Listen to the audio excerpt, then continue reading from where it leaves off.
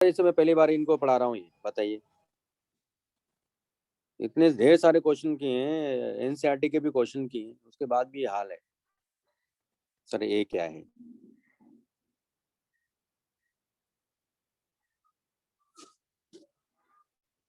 ठीक है, क्वेश्चन तो अच्छे हैं यार सारे, ऐसा तो नहीं है, बड़े अच्छे अच्छे क्वेश्चन हैं। चलो, क्या आप बता रहा था, मैं क्या बात कर रहा था इलेक्ट्रोस्टैटिक में? बाकी एक करवा दूंगा मैं क्लास में, एक दो। सर इस वाले में हमने हाँ बोलो।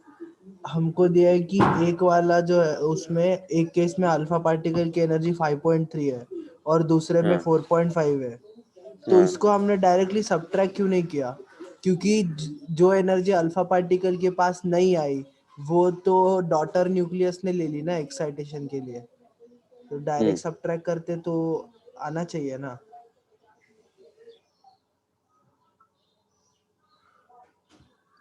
डायरेक्ट सेपरेट करेंगे तो आना चाहिए, क्यों आना चाहिए?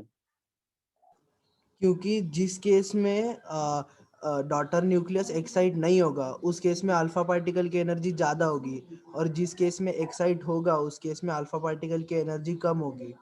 तो सीधा सब ट्रैक करके आ जाना चाहिए ना।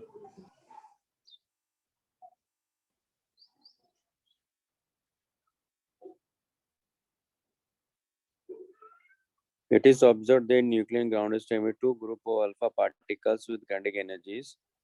Following the emission of these particles, the daughter nuclei are found in the ground state and excited states. Find the energy of gamma photon emitted by the excited nuclei.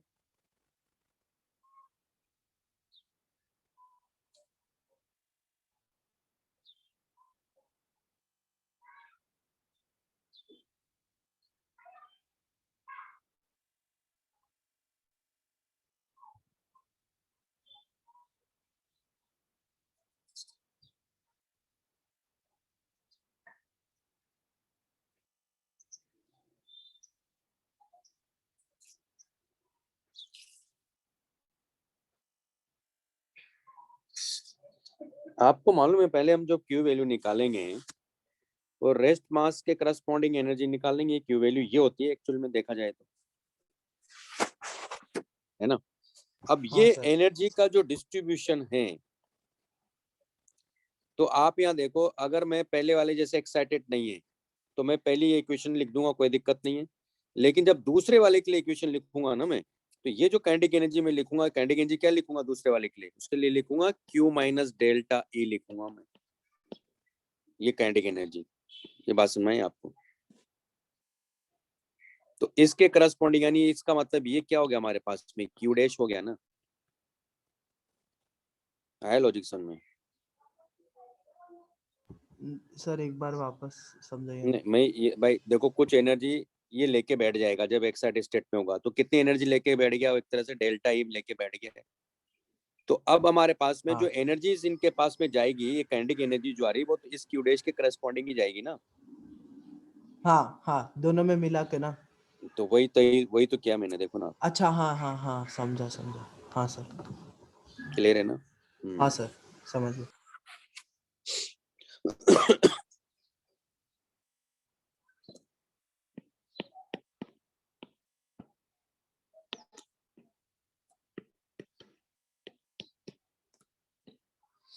तो हम पोटेंशियल के बारे में बात कर रहे थे।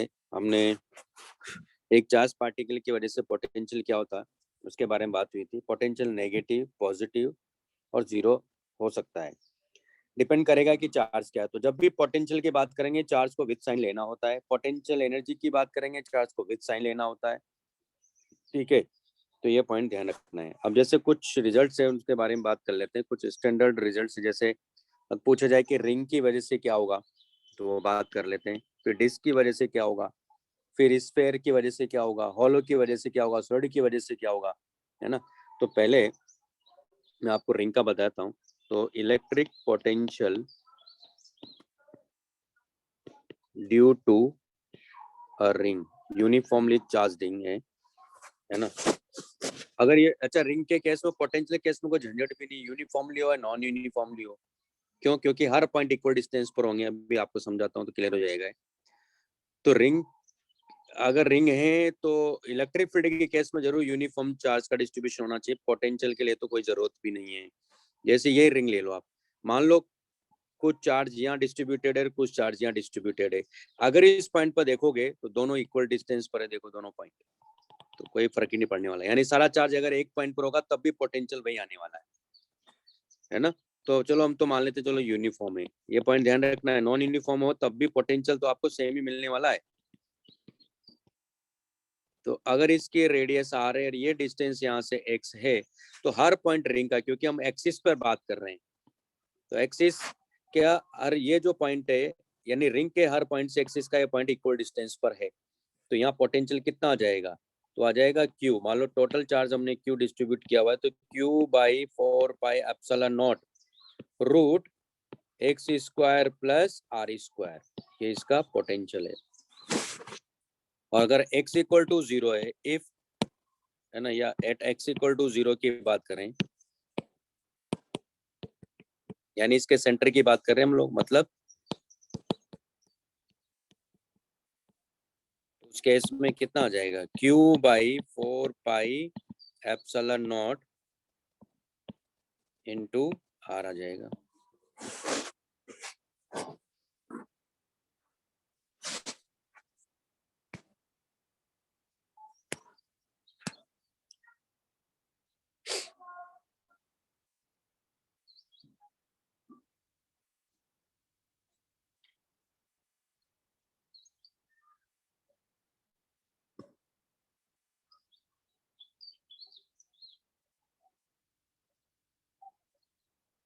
ठीक है भाई।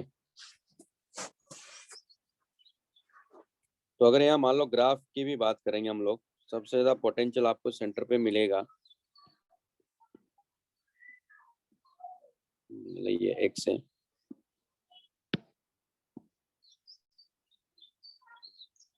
तो डिक्रीज करता जाएगा ये।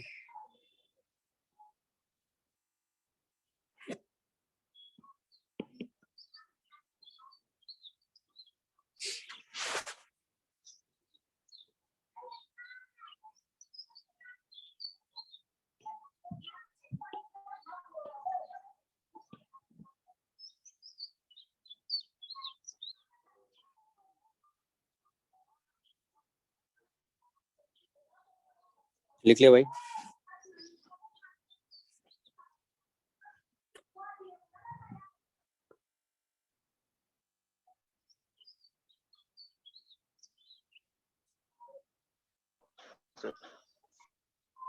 हम्म। तो जैसे अगर मैं एक और वापस से इसी रिंग का एग्जांपल लेता हूँ, लिख लिया था ना। हाँ सर। तो अगर मान लो जैसे कि आपने कुछ चार्ज यहाँ रख दिया q/2, कुछ चार्ज यहाँ रख दिया, है ना, q/3, कुछ चार्ज यहाँ रख दिया, तो इन दोनों को ऐड करेंगे तो कितना देगा ये, 5q/6, है ना। तो मान लो q/6 आपने यहाँ रख दिया, इसकी रेडियस r है,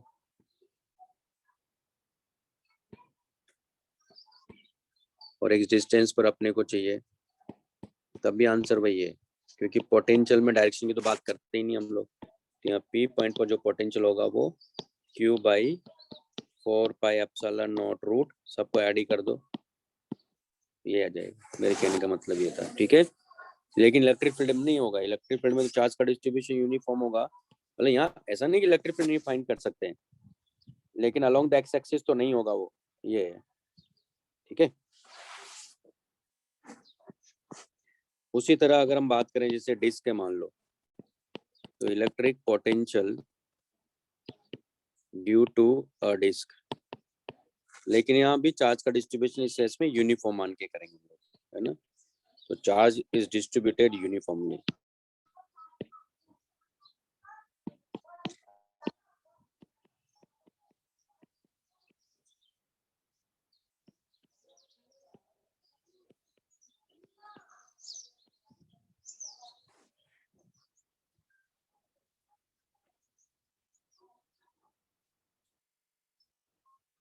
तो यहाँ चार्ज का डिस्ट्रीब्यूशन क्या है, यूनिफॉर्म है।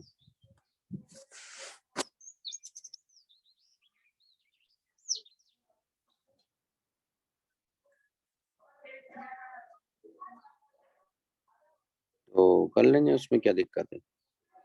इसको इंडिकेट भी कर सकते हैं, है ना। लिख लो आप लोग पहले।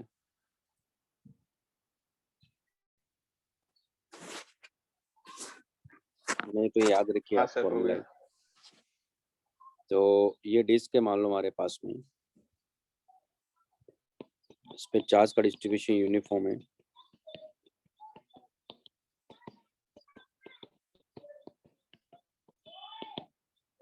इसकी जो रेडियस है वो आ रही है, इसका एक्सिस है। टोटल चार्ज क्यू है। सरफेस चार्ज डेंसिटी डिफाइन करेंगे तो Q by pi R square. तो इस पॉइंट पर यहाँ से एक्स डिस्टेंस पर पी पॉइंट पर जो पोटेंशियल होगा वीपी, तो हो जाएगा sigma by 2 epsilon naught root x square plus R square minus x, ये निकल के आता है। तो याद ही रखिए, और क्या। तो आपको तो मैं इसको डेराइव कर देता हूँ, बोलो।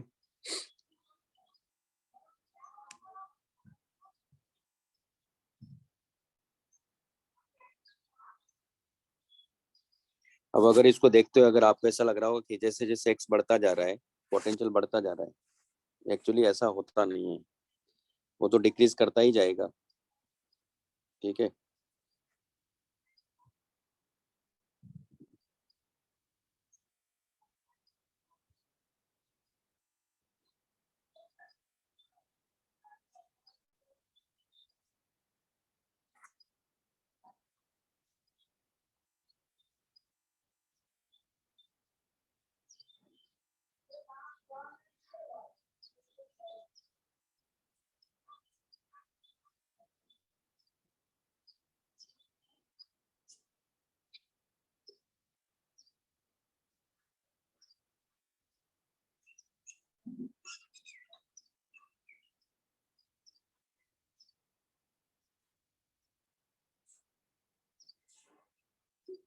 लिख लिया।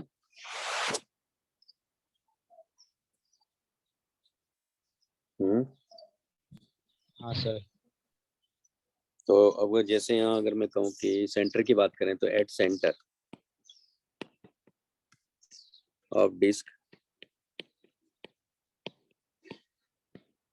यानी x इक्वल टू 0, तो आप देख रहे हो कि सेंटर पे पोटेंशियल आ जाएगा sigma R by 2 epsilon naught. लेकिन अगर हम कहें कि एट लार्ज डिस्टेंस, मान लो ये पहला केस है।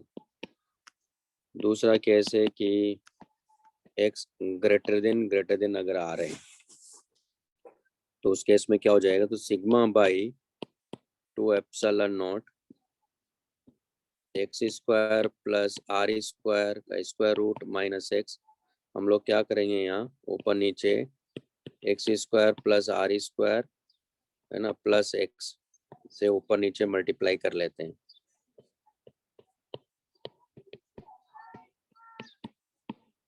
तो आप यहाँ देखो ऊपर की क्वांटिटी में सिर्फ आर स्क्वायर रह जाएगा, तो सिग्मा बाई 2 एप्सिलॉन नॉट, और यहाँ हो जाएगा आर स्क्वायर बाई, ये मिलेगा अपने को root x square plus R square plus x, है ना। तो ये हमारे पास में पोटेंशियल है। तो आप देख रहे हो इसके अकॉर्डिंग पोटेंशियल क्या कर रहा है, डिक्रीज कर रहा है। जैसे जैसे एक्स इंक्रीज करता जाएगा पोटेंशियल डिक्रीज करता जाएगा, क्योंकि यहाँ देखो ये प्लस है, ऊपर माइनस था, तो वहाँ एक्स भी तो इंक्रीज कर रहा था इधर, तो सब्ट्रैक्शन होगा ना। तो यहाँ क्या होगा, ग्राफ अगर हम प्लॉट करेंगे तो दरअसल ग्राफ ऐसा मिलेगा अपने को। यहाँ भी ये v और ये x से दरअसल ये x इक्वल टू 0 पर मैक्सिमम मिलेगा, उसको डिक्रीज करता जाएगा। ठीक है।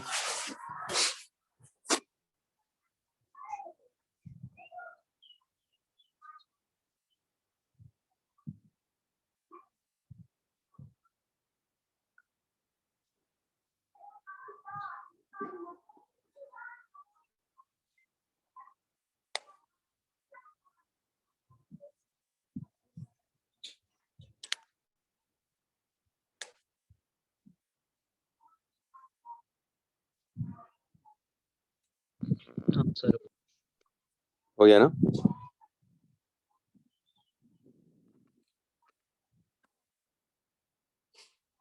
अब जैसे स्फेयर का है, तो स्फेयर का वैसे तो उससे देखेंगे हम लोग क्या बोलते हैं, एक कॉन्सेप्ट पढ़ेंगे उसके बाद स्फेयर का बताऊंगा, लेकिन एक और तरीका है हॉलो स्फेयर का, पहले बताता हूँ मैं आप लोगों को। हॉलो स्फेयर का क्या हो, देखो इनसाइड फाइंड करेंगे पहले। तो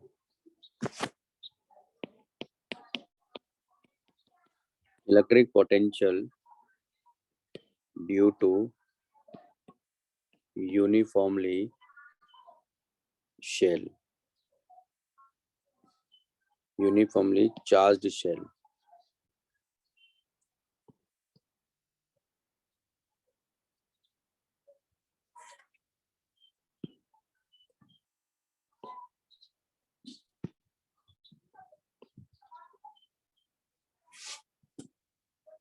तो ये शेल है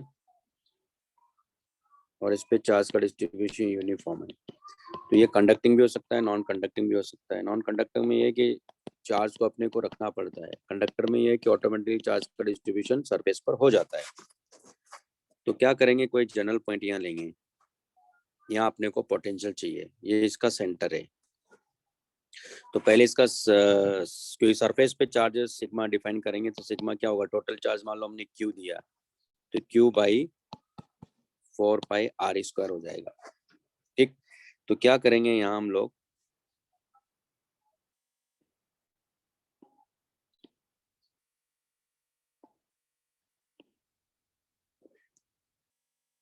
ठीक है, हमें इस पॉइंट पर चाहिए। तो यहाँ से ये जो डिस्टेंस है ये r1 ले रहा हूँ मैं, और ये जो डिस्टेंस है ये r2 ले रहा हूँ। और एक बात क्लियर कर देता हूँ कि ये आपको लग रहा है लेकिन ये काफी स्मॉल है, मतलब ये इसका जो एरिया यहाँ बनेगा, दरअसल मैं सॉलिड एंगल का कॉन्सेप्ट की बात करूंगा यहाँ। तो यहाँ जो एरिया है DA1 बन रहा है, यहाँ जो एरिया होगा वो DA2 बनेगा, यानी सॉलिड एंगल इसका ये है ना, और इसका सॉलिड एंगल ये होगा। तो दोनों क्या यहाँ सेम है, दोनों क्या होंगे, सेम होंगे। ठीक है, तो अगर मैं यहाँ इसको सिग्मा से मल्टीप्लाई करूँ तो ये हमारे पास में क्या आ जाएगा, DQ1 आ जाएगा। उसी तरह यहाँ सिग्मा से मल्टीप्लाई करूंगा तो ये DQ2 आ जाएगा। ठीक, इन दोनों की वजह से पोटेंशियल अपने को इस P पॉइंट पर चाहिए। तो पहले सॉलिड एंगल के कॉन्सेप्ट से रिलेशन निकाल लेते हैं। तो यानी सॉलिड एंगल इक्वल टू होता है दरअसल DA, मतलब DA cos थीटा। ये बताऊं क्या चीज होती है, तो सॉलिड एंगल यानी DA cos theta by r²। देखो पहले इसके बारे में समझ लेते हैं। मान लो कोई भी सरफेस आप लेते हो, है ना, और ये पॉइंट है, मान लो यहाँ आपने ये सरफेस लिया, ये भी इस तरह का नहीं, मान लो इस तरह से लिया कि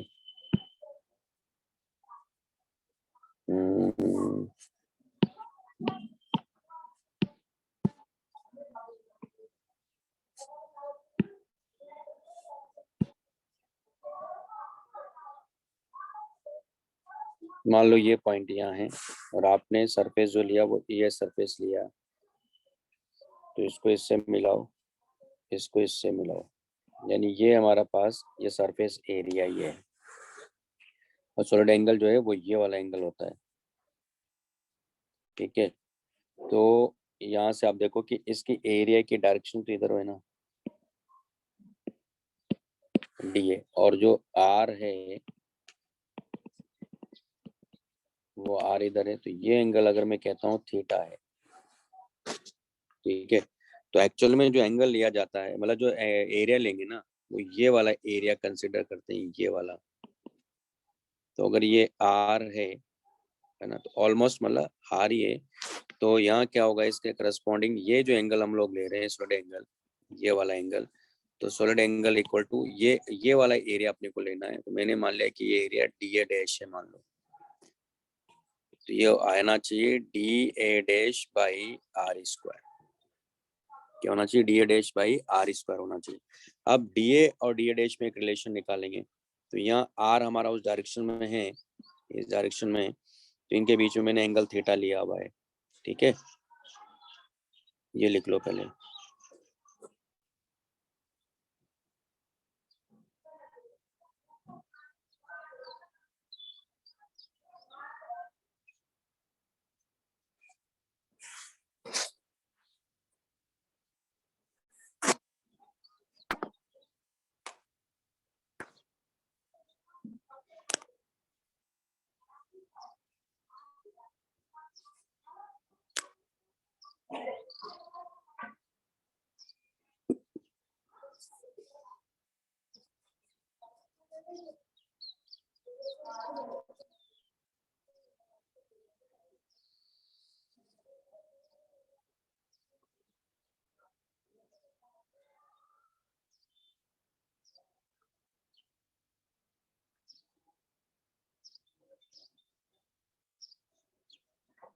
लिख लिए?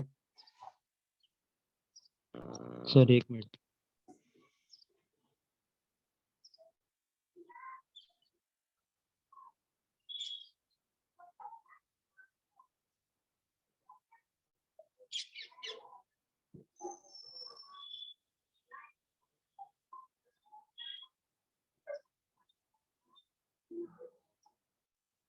हाँ सर। अब यहाँ देखो डीए डैश और डीए में क्या रिलेशन हो पहले निकाल लेते हैं।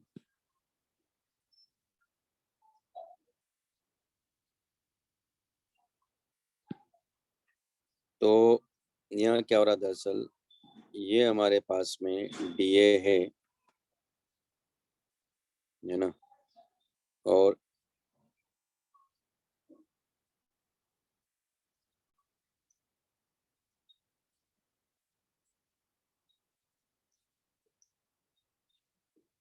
ये हमारे पास में डीए डैश है। हम ये वाला एरिया की डायरेक्शन ले रहे हैं, इसको एक्सटेंड करो, ये 90 डिग्री है ना। तो एक काम करते हैं ना, ये 90 डिग्री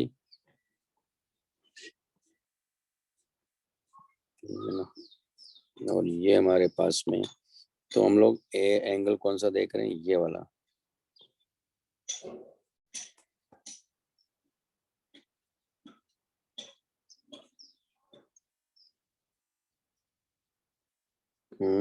एक मिनट,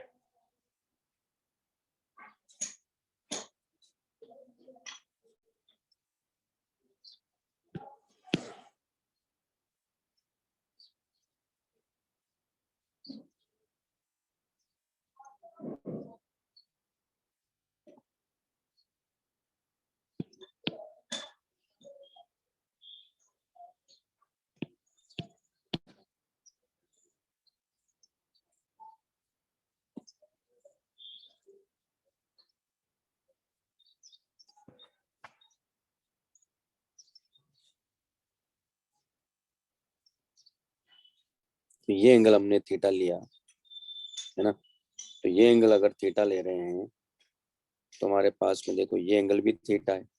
ये एंगल अगर थीटा है तो फिर ये एंगल कितना हो, 90 माइनस थीटा, तो ये एंगल कितना हो गया, थीटा हो गया ना। ठीक है, यानी इसका मतलब है कि हमारे पास में ये जो एंगल है ना, ये थीटा है। तो रिलेशन आ गया ना, देखो d A dash by d A equal to क्या मिलेगा, कॉस थीटा। तो डी डैश के लिए यहाँ रख दो, तो रहेगा d A cos theta by R square, ऐसे देखना होता है।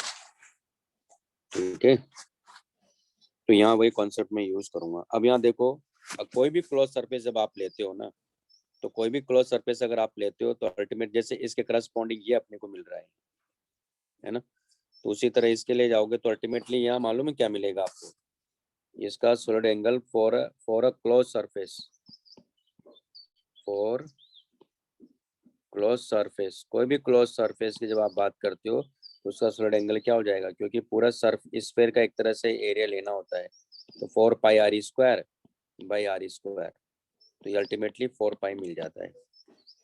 ठीक है, तो स्फीयर के केस में सेंटर से जब आप देखोगे तो वहाँ क्या हो जाएगा, उसका सॉलिड एंगल 4 पाई होता है। तो कोई भी क्लोज सरफेस का, वैसे ऐसा नहीं कि सिर्फ स्फीयर का ही है ना, तो उसका ये क्या है एक्चुअल में, इसका प्रोजेक्शन ही तो है। जो भी एरिया टेढ़ा मेढ़ा बनता भी है तो उसका प्रोजेक्शन अपने को ही मिल जाएगा, तो अल्टीमेटली वो स्फीयर का पूरा एरिया मिलता है, सरफेस एरिया।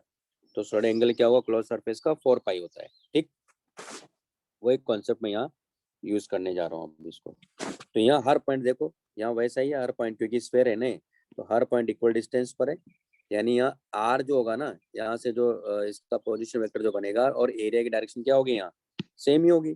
तो थीटा क्या हो जाएगा, यहाँ 0 हो जाएगा, है कि नहीं। थीटा यहाँ क्या होगा, 0 होगा। तब कर दो इसको, इधर वाले को, लेफ्ट वाले को, हाँ सर।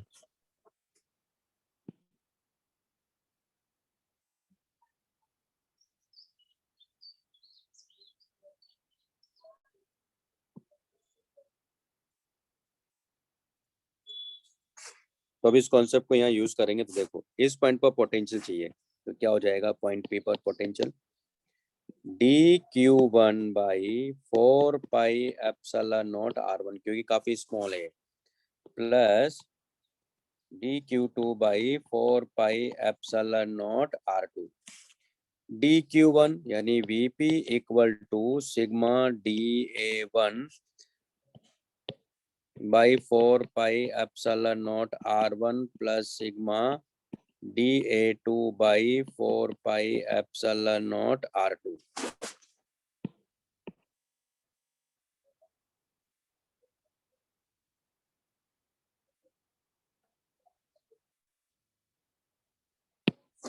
ठीक है, अब यहाँ da1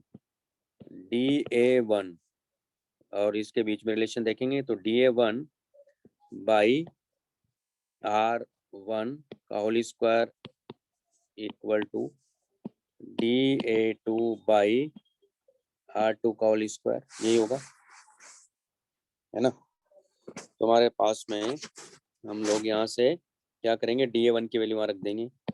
तो vp equal to sigma solid angle into r1 का whole square by 4πε0r1 plus sigma solid angle r2 का होल स्क्वायर बाई 4πε0r2 ये r2 ये आ जाएगा हमारे पास। ठीक है, ये फिगर रफ कर दूं ना। हाँ सर। हाँ सर।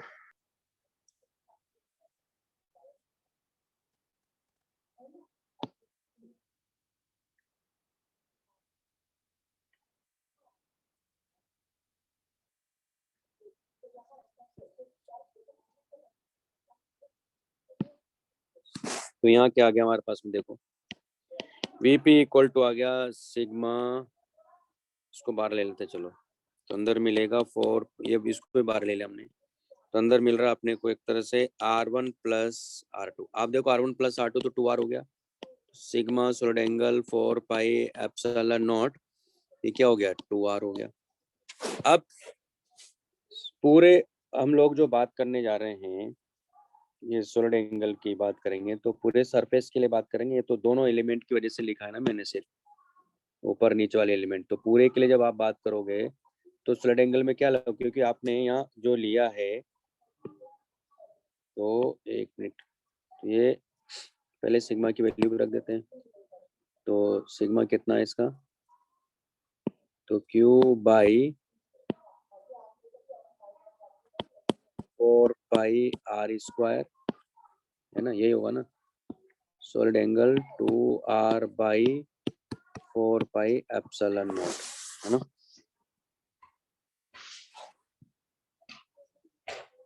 अब यहाँ देखो, ये जो मैंने लिखा है ये दोनों एलिमेंट का लिखा है। तो यहाँ जो अब ये जो हम लोग लिखने जा रहे हैं, ये वैल्यू जो लिखेंगे, तो इसकी जगह क्या लिखेंगे, दरअसल 4π थोड़ी लिखेंगे, क्योंकि दोनों का मैंने ऐड कर लिया ना। तो अल्टीमेटली इसका तो 2π लिखूंगा ना मैं, यहाँ आधा ही लिखूंगा, तो हो जाएगा Q बाई 4πr स्क्वायर, ये क्या लिखूंगा 2π इंटू 2r बाई 4πε0। ये हमारे पास में vp डैश आ जाएगा ना, यानी नेट आ जाएगा। तो आप देखो कि अल्टीमेटली कितना आ रहा है, vp डैश इक्वल टू यानी Q बाई 4πε0 r आ रहा है। आप देख रहे हो कि ये इंडिपेंडेंट ऑफ पोजीशन आ रहा है। इसका मतलब ये हुआ कि स्फीयर के, सॉलिड स्फीयर के अंदर हर पॉइंट पर पोटेंशियल क्या होगा, सेम होगा। ये बात सुन भाई पहले तो। सर वो 2π वाला कंसेप्ट वापस चाहिए ना। आपको ये बात ही समझ में नहीं है, इसका मतलब देखो ना कहाँ गया। अच्छा रिमूव कर दिया ना मैंने वो। भाई ये जो लिखा है देखो ना, ये दोनों एलिमेंट का लिखा है कि नहीं लिखा मैंने। तो अगर सिर्फ हाँ एक का ही मैं लिखता तब मैं 4π लिखूंगा ना, पूरे अच्छा, को तो दो पूरे को लिखा है, इंडिकेट इसके करेंगे एक हाफ तरह किया। से। तो दो, हाँ ठीक हाँ तो हर जगह आप जाओगे तो, है ना, सुन मारा है। से मिलेगा। तो वो हाँ मैं उसको पहले लिख चुका हूँ ना मैं 2 बार, तो ये मतलब हुआ उसका। नहीं समझे?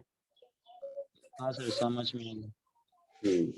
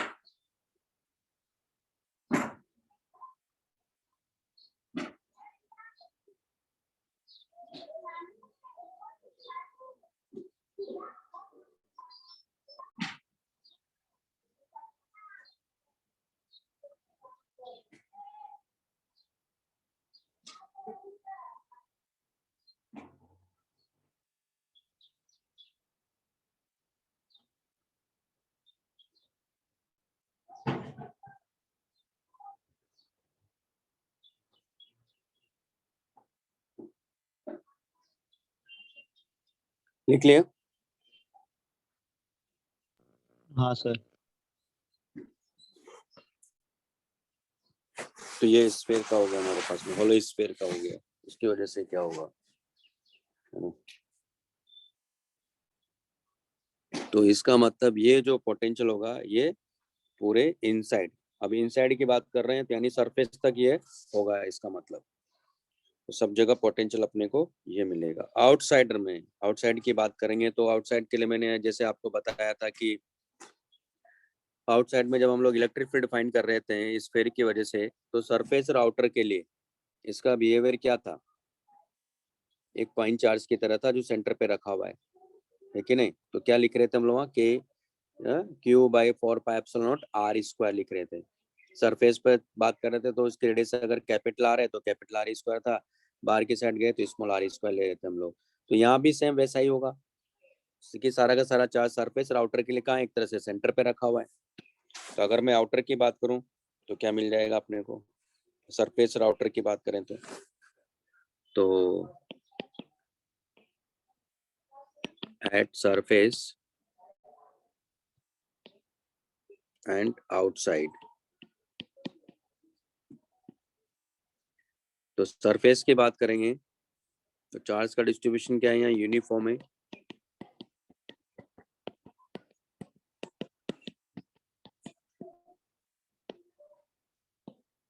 तो सरफेस पर भी क्या हो जाएगा, Vs equal to Q/4πε0 are हो जाएगा। आउटर की बात करेंगे यानी ये क्या है, एक तरह से जब R equal to capital R है, अगर R greater than capital R है तो उस केस में क्या हो जाएगा, Q/4πε0 R हो जाएगा, है ना? तो इसका ग्राफ अगर हम प्लॉट करें, ये V और ये R, तो ये यहाँ से यहाँ तक कांस्टेंट है और उसके बाद ये डिक्रीज कर रहा है, R equal to R, R equal to 0, और ये V inversely proportional to R, इसके अकॉर्डिंग ये डिक्रीज करता जा रहा है। ठीक है,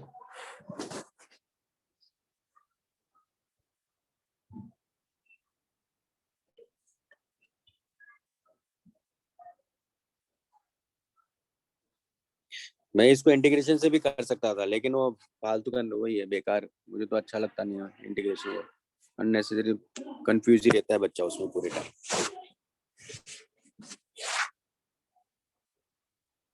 अब जैसा सॉलिड स्फीयर का निकालना है तो उसको इंटीग्रेशन से भी करते हैं, वो नहीं करना है, मैं आपको दूसरा तरीका से करवाता हूँ, क्योंकि हमने ये मालूम है कि अगर सॉलिड स्फीयर है जो कि नॉन कंडक्टिंग है, कंडक्टिंग होगा तो सारा चार्ज बाहर ही चला जाएगा वो तो नॉन कंडक्टिंग सॉलिड स्फीयर है, उसके अंदर अपने को पोटेंशियल चाहिए, तो क्या करेंगे, एक रिलेशन निकालते हैं पहले, फिर हमने जो गॉस लॉ से इलेक्ट्रिक फील्ड निकाला था उस इलेक्ट्रिक फील्ड से उसको करेंगे हम लोग। देखो कैसे, बताता हूँ आपको मैं। ये लिख लिया आप लोगों ने?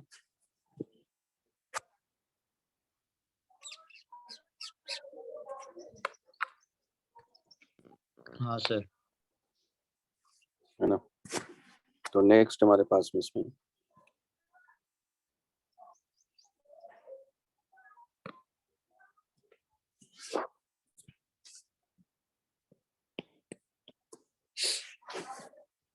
तो पहले क्या करते हैं, रिलेशन निकालते हैं। Relation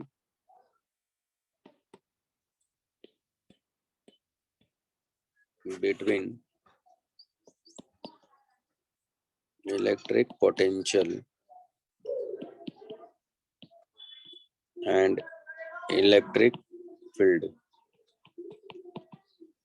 intensity.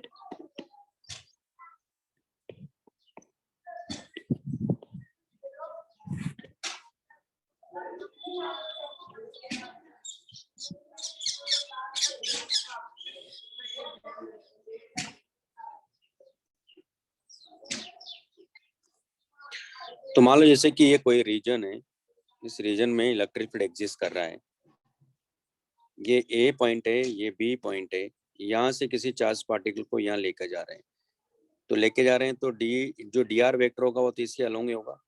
तो मान लो यहाँ की बात करें तो ये डी आर वेक्टर इधर है मान लो, और यहाँ कहीं मान लो ये इलेक्ट्रिक फील्ड है।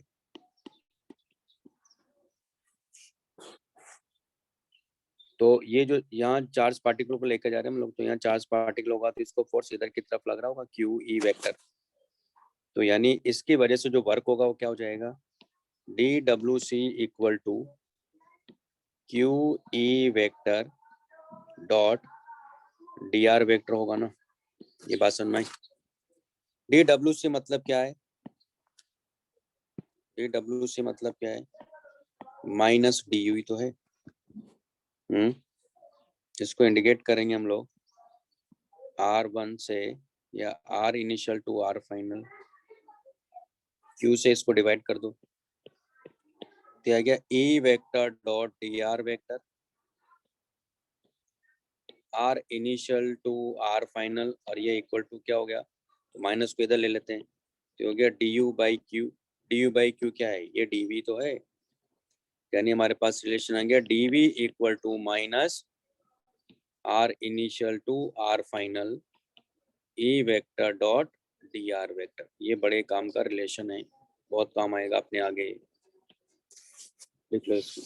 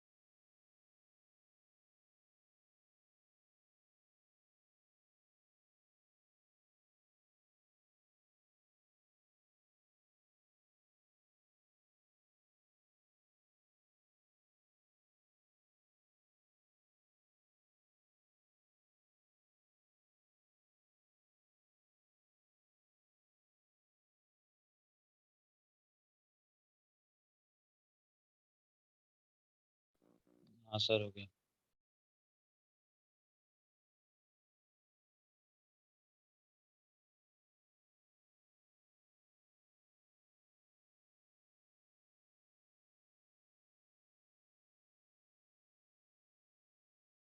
लिख लिया ना।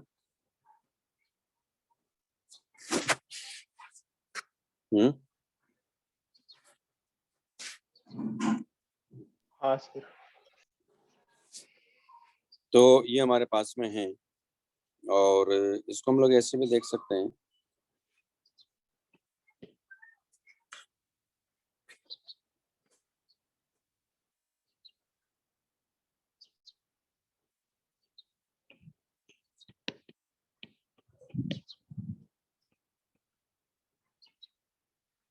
ये हमारे पास में इस तरह से इंटीग्रेट करेंगे तो आ ही जाएगा। इंटीग्रेशन साइन मैंने हटा दिया। अगर ए और डी आर के डायरेक्शन मान लो अगर एक ही है ना, तो हम लोग इसको ऐसे भी देख सकते हैं,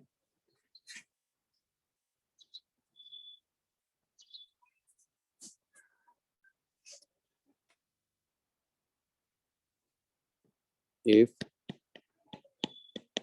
E vector parallel to R vector है तो इसको आप लिख सकते हो dv equal to minus E d are,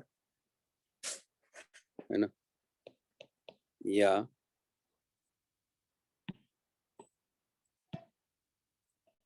E equal to minus dv by d R, या E vector equal to minus dv by d R R cap, ऐसे भी लिख सकते हो। अच्छा, इससे एक बात और पता चल रही है कि इलेक्ट्रिक फील्ड की डायरेक्शन में पोटेंशियल डिक्रीज कर रहा है ना, तो एक नोट यहाँ लिख सकते हैं, तभी तो माइनस आ रहा है वो। तो in the direction of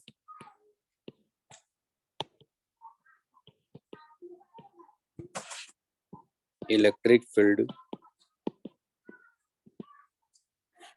electric potential decreases.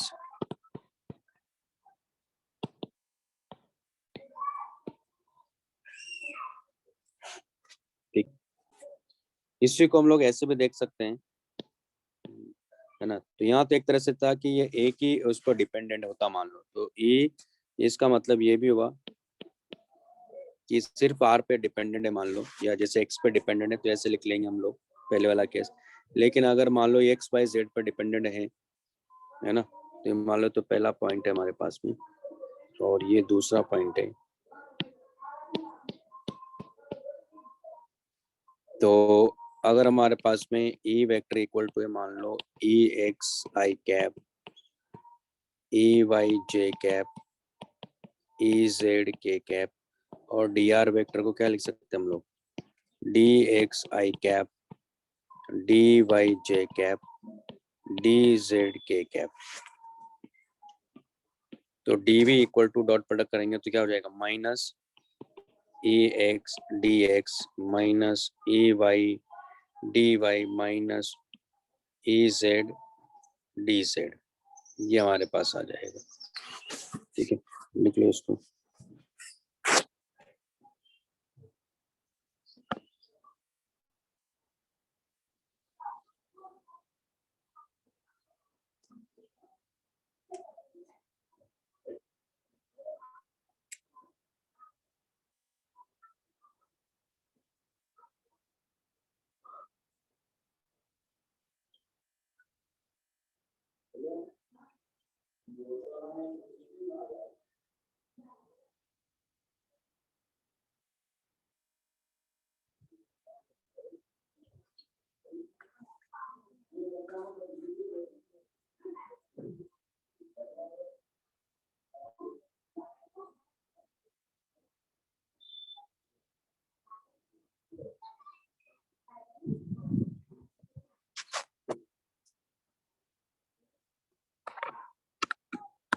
ठीक है, हाँ सर। तो अब यहाँ क्या है देखो,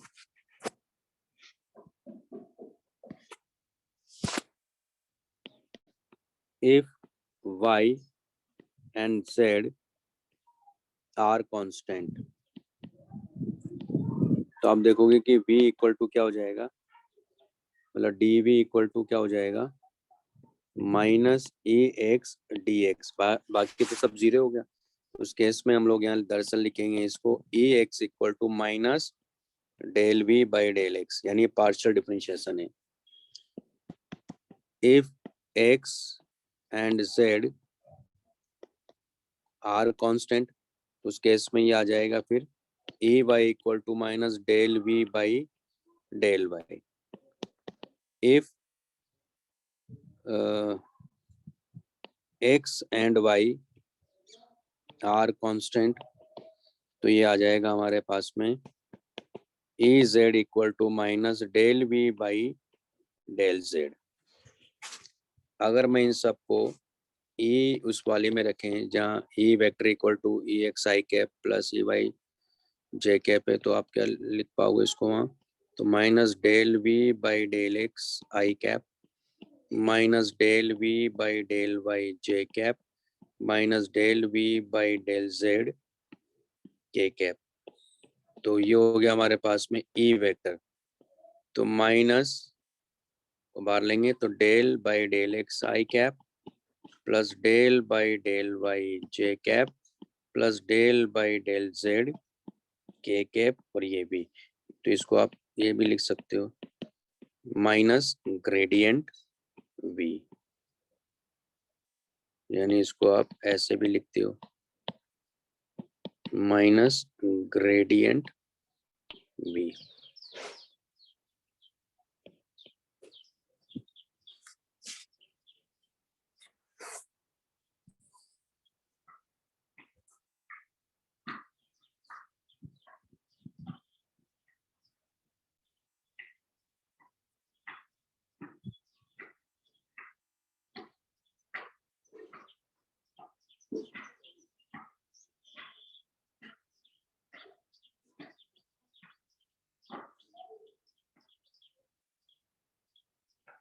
ठीक है,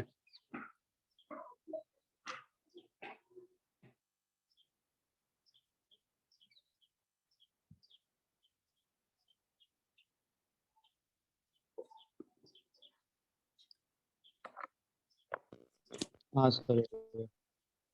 लिख लेना। तो अगर मैं दोनों साइड यहाँ क्यू से मल्टीप्लाई करूं तो Q A vector equal to minus A gradient Q into V, यानी ये क्या है, A vector equal to minus gradient U, तो ये रिलेशन भी होता है ना।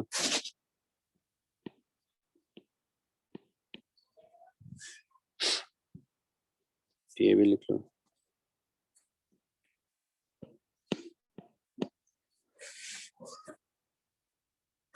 तो आपने ये वर्क पावर एनर्जी में पढ़ा होगा, लेकिन ये फॉर्मूला हम लोग वहाँ डायरेक्ट यूज करते हैं।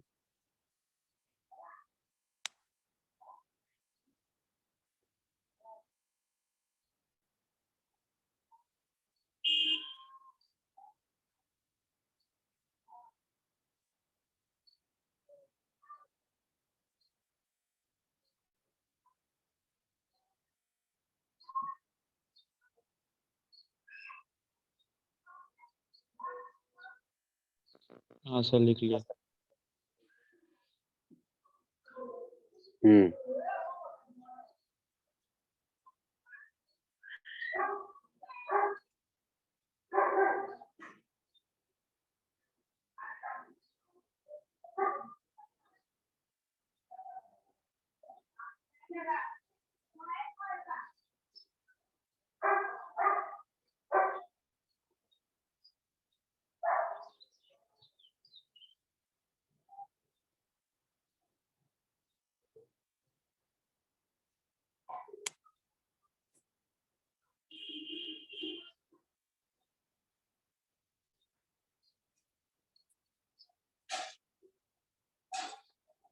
लिख लेना।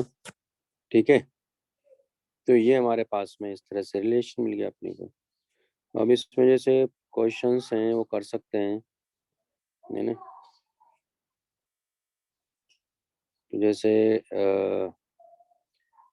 अच्छा यूनिफॉर्म इलेक्ट्रिक फील्ड का भी देख लेते हैं। अगर यूनिफॉर्म इलेक्ट्रिक, तो खैर कुछ नहीं, वैसे तो बड़ी बात तो है नहीं, है ना। कुछ कैसे यूनिफॉर्म इलेक्ट्रिक फील्ड का केस में बता देता हूँ वैसे आपको, उसमें क्या होगा।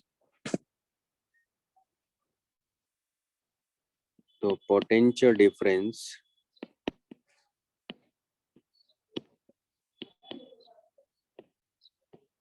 इन यूनिफॉर्म इलेक्ट्रिक फील्ड, तो यूनिफॉर्म का मतलब क्या होगा कि डायरेक्शन और मैग्नीट्यूड दोनों कांस्टेंट होते हैं।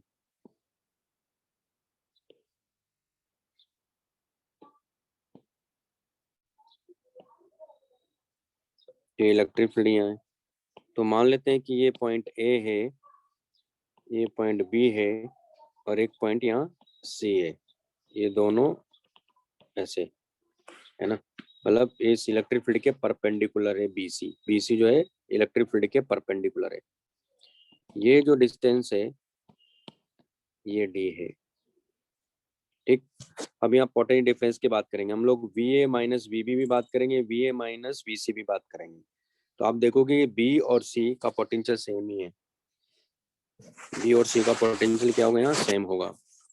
तो करते हैं, तो अगर मैं इसको ओरिजिन मानता हूँ, मान लो ये 0,0 है, इसके कोऑर्डिनेट क्या हो जाएंगे, D,0, और ये लेंथ मैंने मान लिया कि L है, मान लो इसके कोऑर्डिनेट क्या हो जाएंगे फिर, D,L हो जाएंगे, है ना, D,L हो जाएंगे।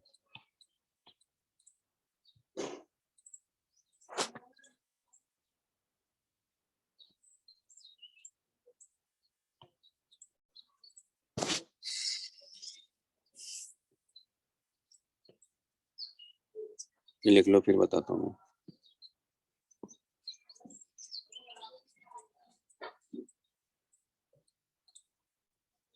तो पहले हम बात करेंगे A to B के लिए। तो कॉन्सेप्ट है हमारे पास में dV equal to minus A vector dot dr vector, और इसको इंडिकेट करेंगे हम लोग, क्योंकि अगर मैं जा रहा हूँ तो यहाँ लिखूंगा VA to VB और यहाँ लिखूंगा 0 to D। तो A वेक्टर मतलब क्या हुआ, यानी ये हुआ AI cap minus dr vector को आप देखो क्या लिखोगे, DXI cap DYJ cap DZ K cap, और इसको 0 to D इंडिकेट करोगे।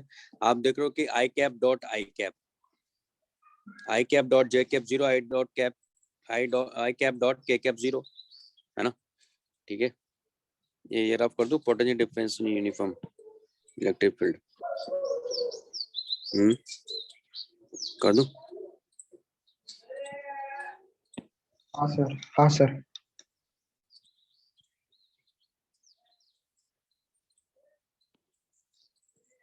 तो इस केस में क्या हो जाएगा, देखो ये तो मिलेगा अपने को VB माइनस VA, और ये क्या मिलेगा, माइनस E dx, ये तो कांस्टेंट है, इसको इंडिकेट कर देंगे 0 to D, तो माइनस E इंटू डी।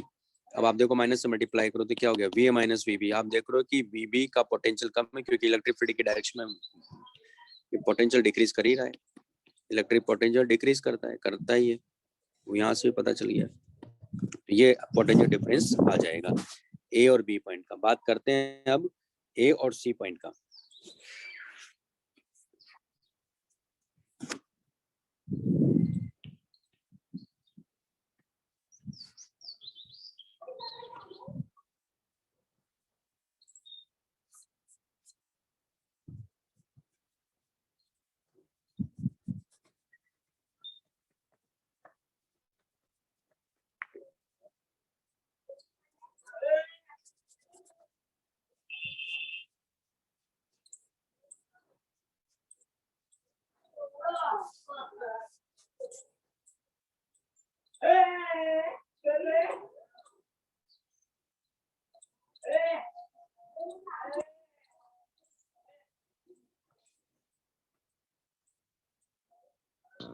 हाँ हो सर, गया। लिख लिया। अब यहाँ A to C के लिए बात करेंगे हम लोग। तो हमें लिमिट नहीं लगाएंगे यहाँ।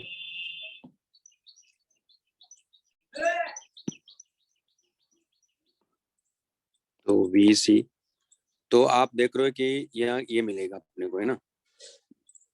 अब आप ध्यान से देखो, अल्टीमेटली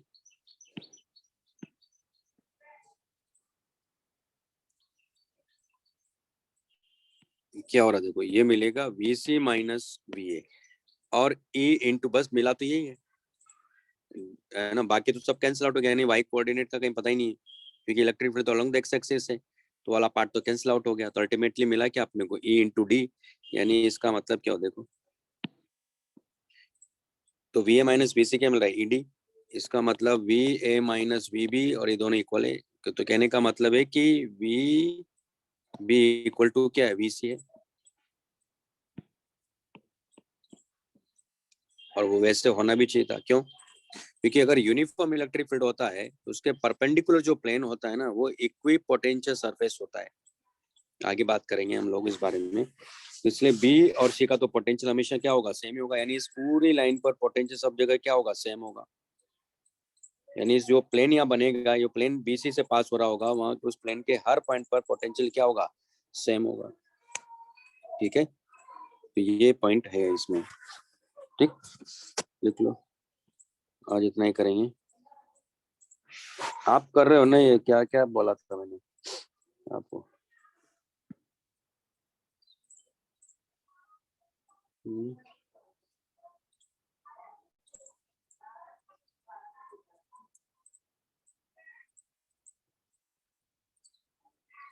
आप एक्सरसाइज 2 भी कर सकते हो यार, अब तो कई सारी चीजें तो पढ़ ली हमने। हाँ, पहले एक्सरसाइज 3 बोला ना आपने, मतलब 1 3 2 ऐसा। यहाँ पर अभी तो 1 में भी क्या काफी सारी चीजें फंसी हुई है ना। अभी आज जैसे कुछ नई कॉन्सेप्ट पढ़ाए मैंने, क्वेश्चंस ही नहीं करवाए आपको। अब क्या दें, पहले क्वेश्चंस करवा देता, फिर मैं क्वेश्चन देता आपको। सर इस टॉपिक में डीपीपी ऐसा दे ही है। दीजिए। तो डीपीपी पहले कहाँ तक कर लिया आप लोगों ने?